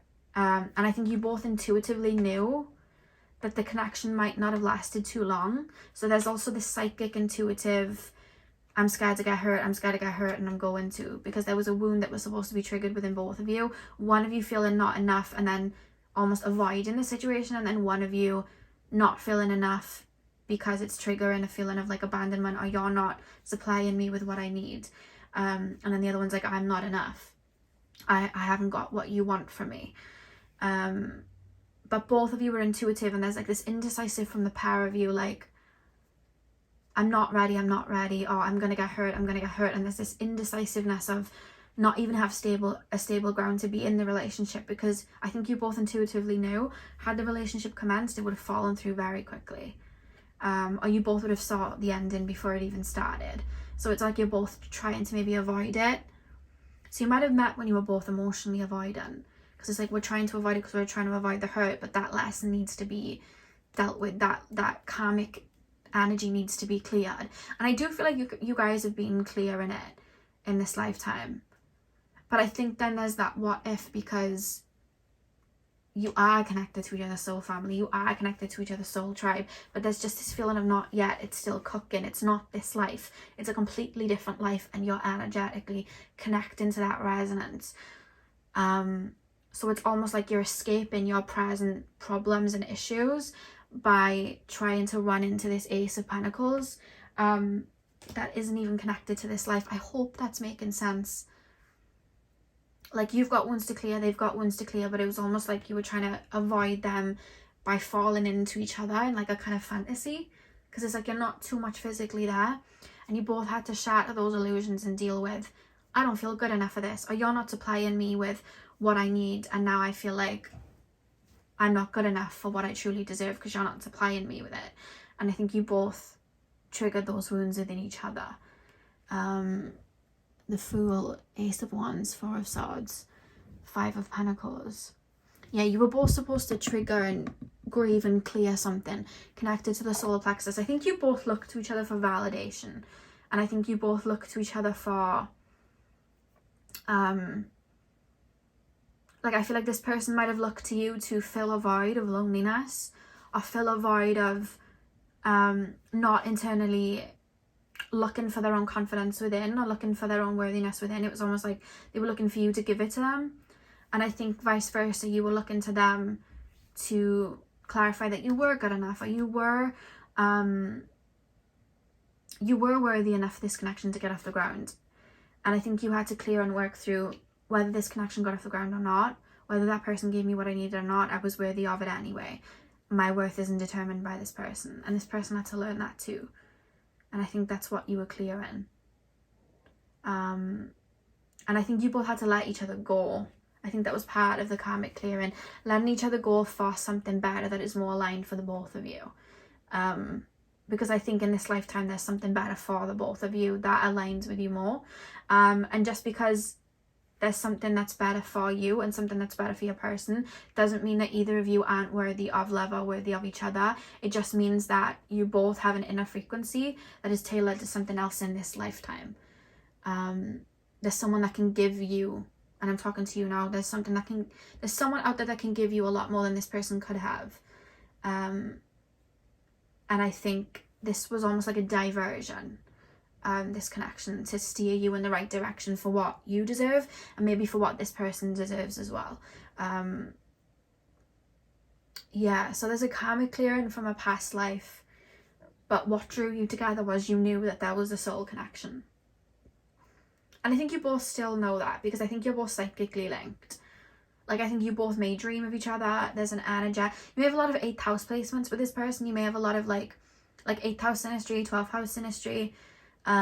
There's a lot of that 8th house, 12th house synastry. Yeah, because I feel like soulfully you are quite connected, and you knew, oh wow, on the back of the deck you literally have the moon here, because I pulled that at the card. We have the moon, intuition and illusion. So it's like you intuitively knew. You're both really psychic, I feel. When you met, you intuitively knew there was something more to the story. You intuitively knew that you were connected on a soul level, even if you weren't meant to have a story in that other life, which then created that karma. And then with the illusion, it was almost like, what I'm not getting in this lifetime, I'm going to project onto you. Or I'm going to have with you. It's almost like I'm running. I don't know whether you both looked at each other in this lifetime, because it's mirroring the other one, as like an escape. You're an escape from my problems, or you're an escape of, like, there's a lot of projecting onto each other, like my perfect partnership or friendship. You have that, but it's like I'm projecting it onto you at the same time, because there's a level of illusion and idealism here that would have happened. But even with whatever's gone on between you both, I think that you have a very good light of each other. Like, you both look at each other in a good light still, because there's still like a light there, there's still a hearty resonance there. And I think as well, because soulfully there is like a connection here. I hate saying past and future, because it's really just parallel. There's no forward and backwards, but for the human brain to make sense of it, I think there is another lifetime where you are together, or you're going to have a lifetime beyond this one where you are together, and that's what you are connecting to, the potential, because you do feel quite psychic. Even if this person doesn't come across psychic in the slightest, even if you don't feel like you resonate with being psychic, because one of you don't, you both are. You're both very intuitive. Pile number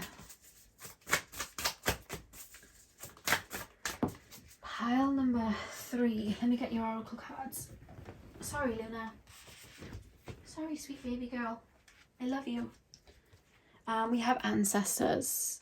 If you've never watched my channel before and that sounded really weird, I was talking to my cat. I was talking to my Luna. My little baby. Okay, pile number 2, please, spirit guides. Pile number 3, please, sorry. Pile number 3. What was the soul contract with pile number 3's person? What was the soul contract with pile number 3's person? We have fate.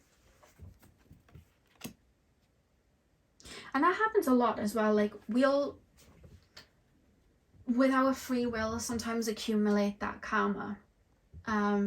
It happens a lot.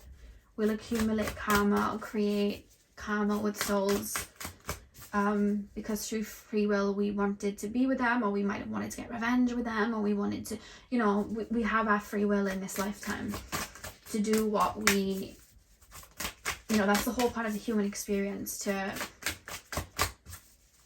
be able to choose how we want to evolve and if we want to evolve. We have speak truth.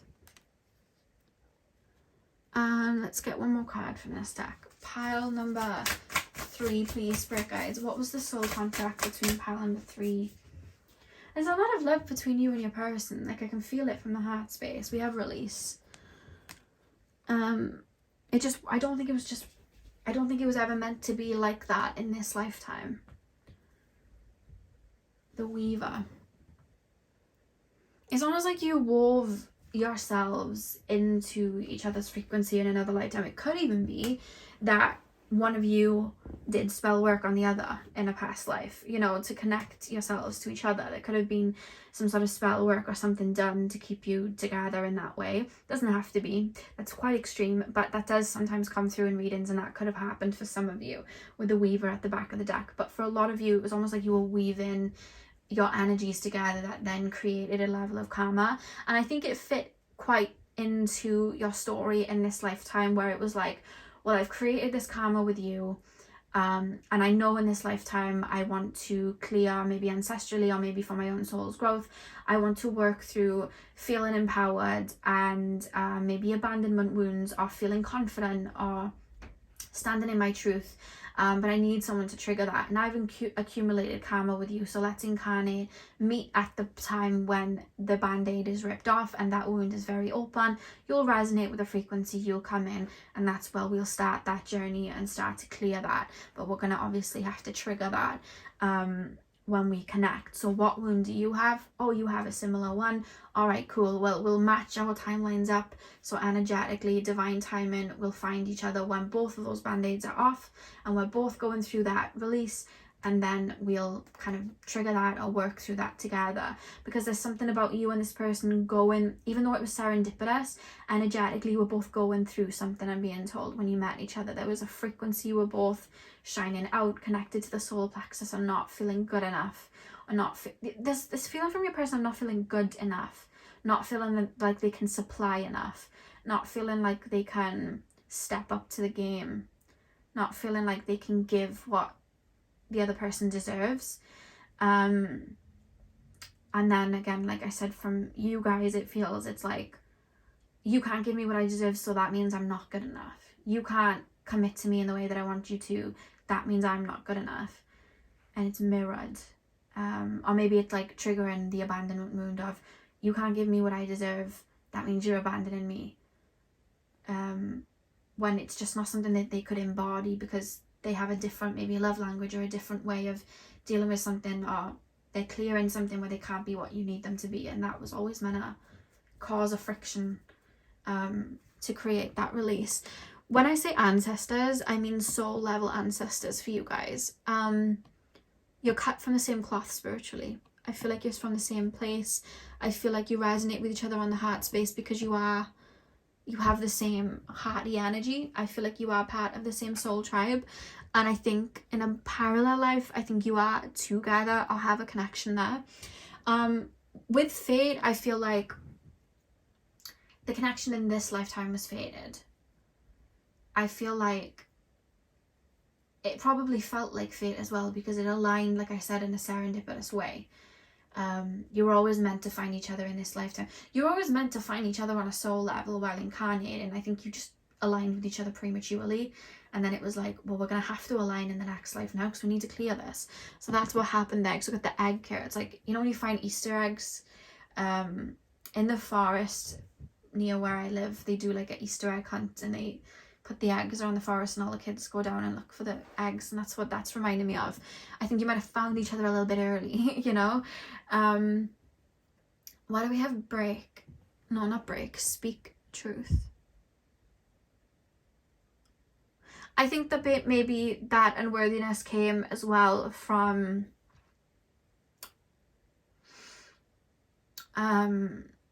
maybe your childhood, something that was inflicted in childhood, and maybe you knew you were going to be working through that in developing the solar plexus area. So it was like, this is going to mirror as well something from my childhood, so that I can really let go of 2-in-1, clear 2-in-1. A lot of the people we meet later in life usually mirror wounds from our childhood if they've gone unchecked, or if we haven't worked through them yet.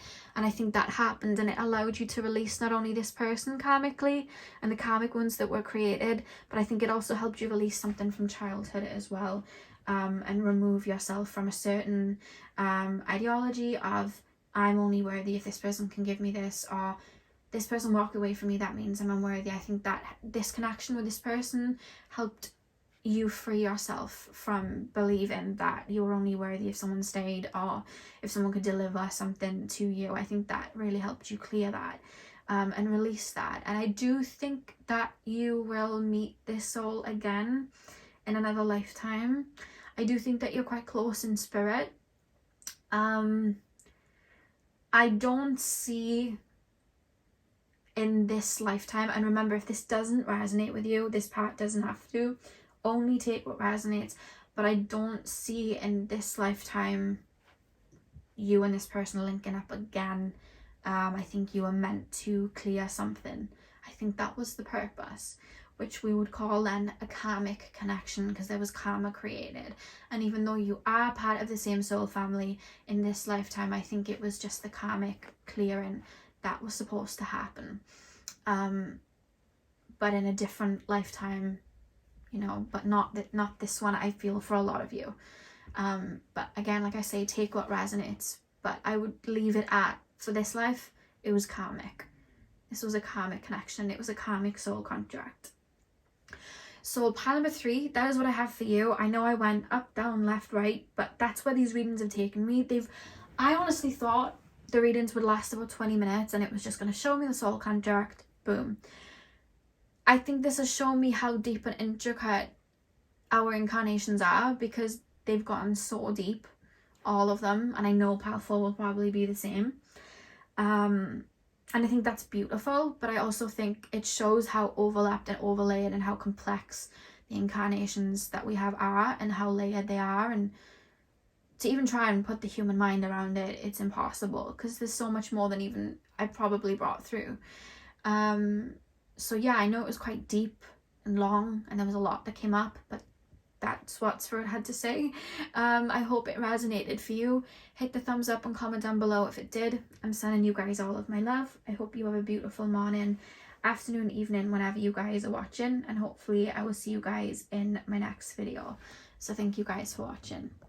Hey pile 4, welcome to your reading. So we are taking a look at what your soul contract was, or what your soul contract is, with the person that you are asking about, the person that you have in mind. So you guys chose the Pearl clip. I'm going to start with Tarot, and we will get straight in. So pile number 4, please, Spirit Guides.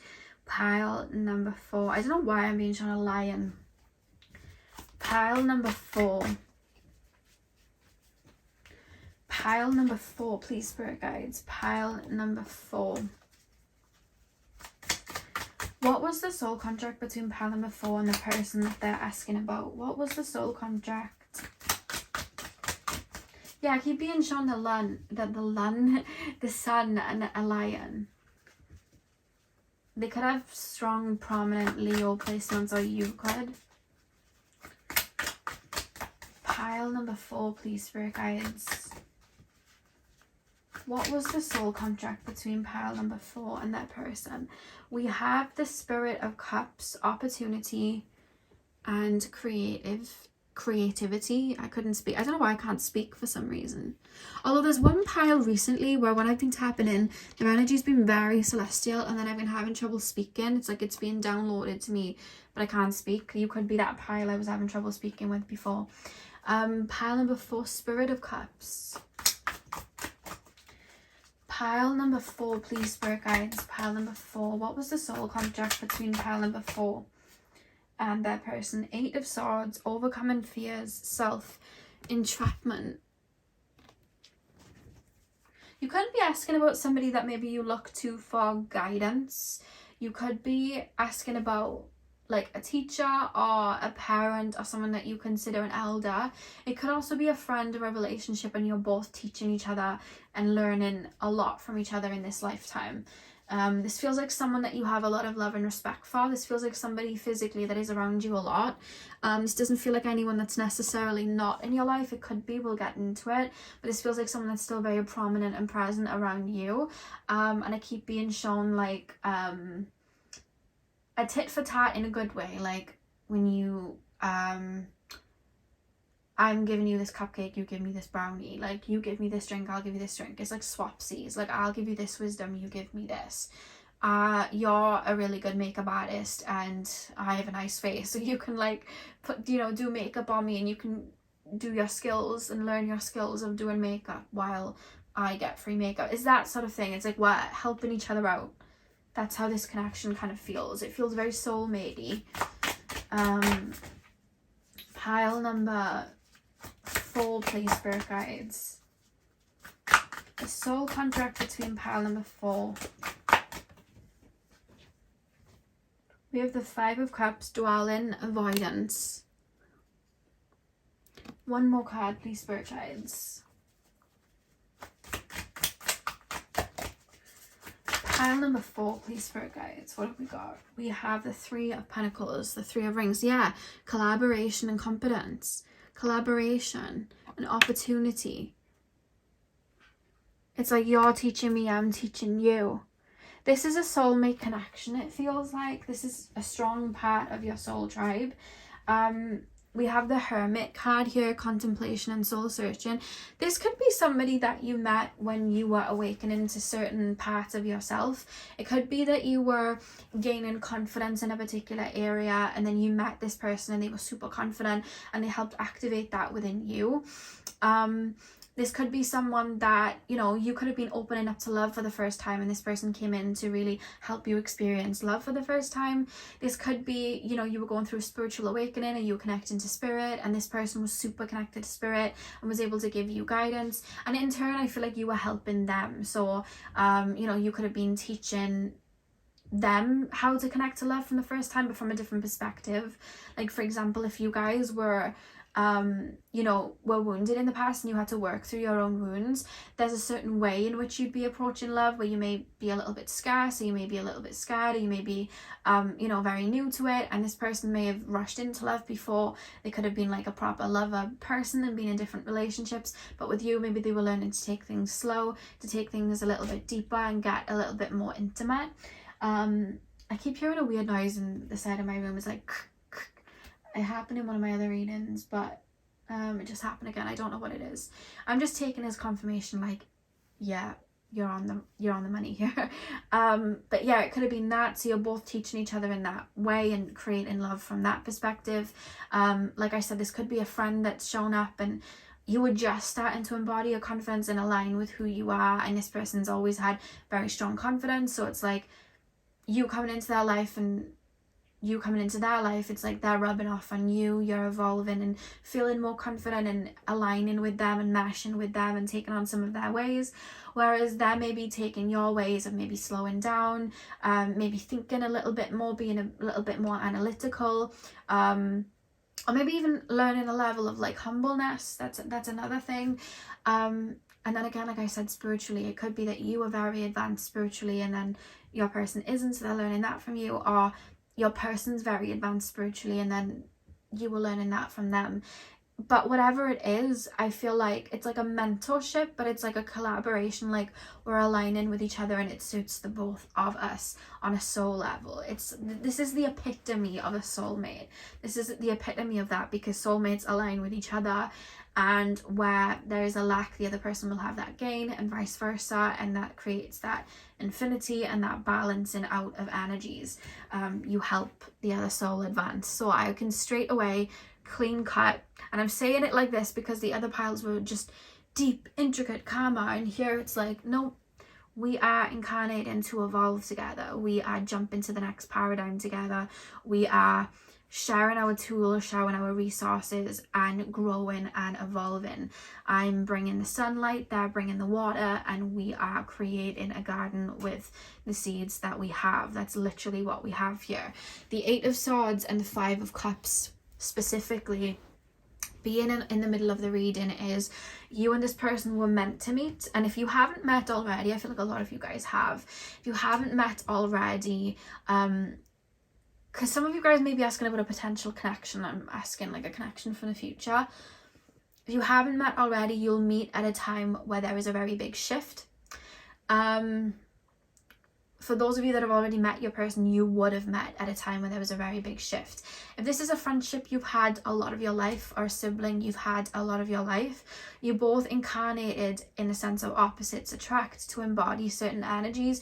You both would go through shifts around at the same time, where you would both maybe become what the other one was, if that makes sense. So you could have a sibling who, you know, was very in that masculine energy and, you know, very you know, confident and logical and in that sort of energy, and then you were in a more divine feminine energy, so you were in the state of receiving, connecting to spirit, emotional, and then you both would have gone through shifts where your person would have embodied divine feminine attributes where you would have embodied divine masculine attributes, and then you would have balanced each other out and taught each other in that aspect. So it could be a sibling or a friend where you've learned that with too, where you both went through a shift at the same time. But for a lot of you, this is someone that aligns with you, and you align with them when you're both going through a very big shift. It's like, I'm being shown like when there's an earthquake and there's a crack on the floor, and it's like you're both leaping over together, and learning from each other and embodying together. Why do we have, what else can you tell me about the collaboration card, the Three of Rings? Let's take a look at the back of the deck. Oh, the Hermit, contemplation, soul searching.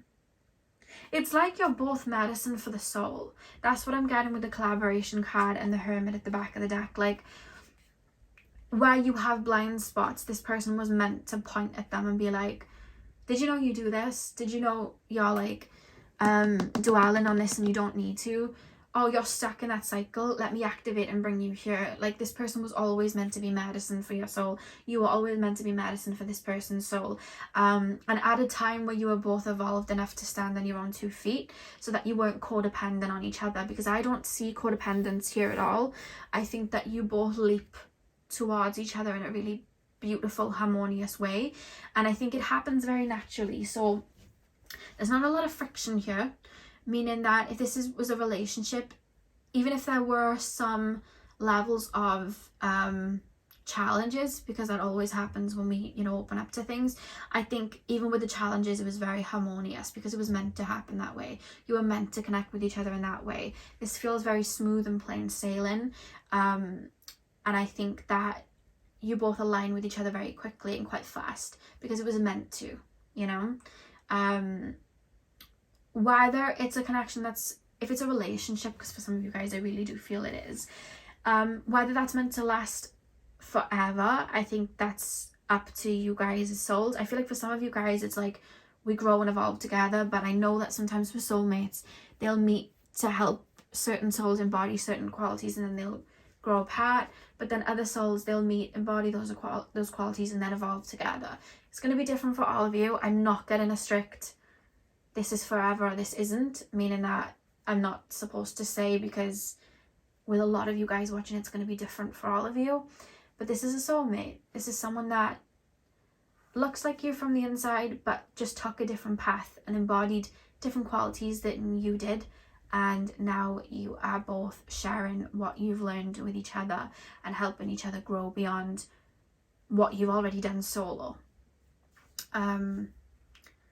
It's like there's, I don't know if you've ever heard of Love Island, but the UK version, I think it was the 3rd season, there were these 2 boys on the season and they had a bromance. They were like best friends and they were called Chris and Kem, and they clicked instantly and they just were like BFFs the whole time. They stole the show, and they had like a little series on YouTube and it was like Chris and Kem try different things, and they did like a pub quiz, and at the end they were talking about, because they won the pub quiz, and they were both talking about each other and their friendship, and I think it was Chris that said, well, like the same people in different bodies and it's great.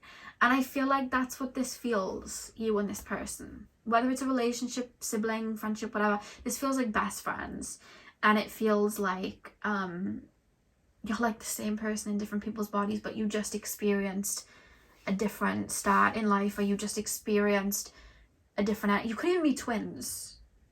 You could have incarnated with a twin and that's who you're asking about, but you both chose to embody different frequencies to then learn about it to the best that you could and then pass it on to the other, and link up. And I love that for you guys. This is a soulmate connection. This is the soul contract. You're here to teach and grow with each other and pass on information.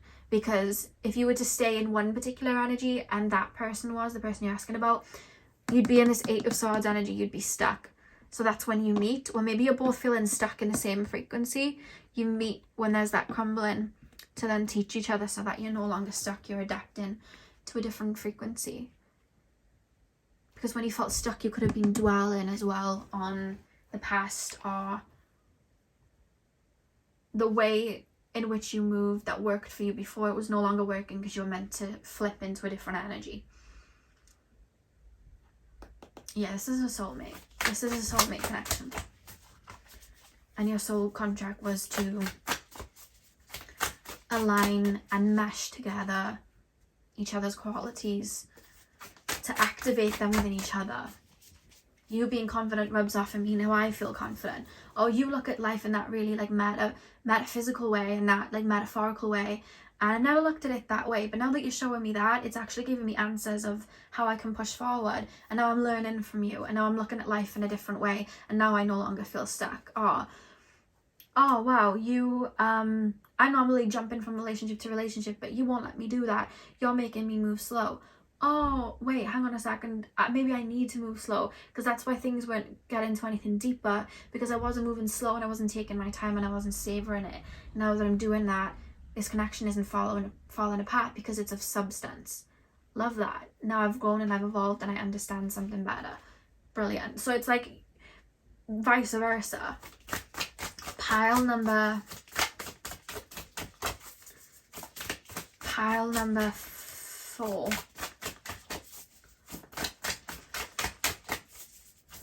Oh God. We have, do you know what I love? I was saying you cross paths. We have 2 swords crossed over each other. The wildling. 2 swords just crossing. It's like you sat there, but then we cross. So that even though I started there and you started there, in the end I end up there and you end up there, because that was the journey. That's really cool. Pile number 4. Pile number 4, please, spirit guides. Pile number 4. What was the soul contract with? We have the explorer.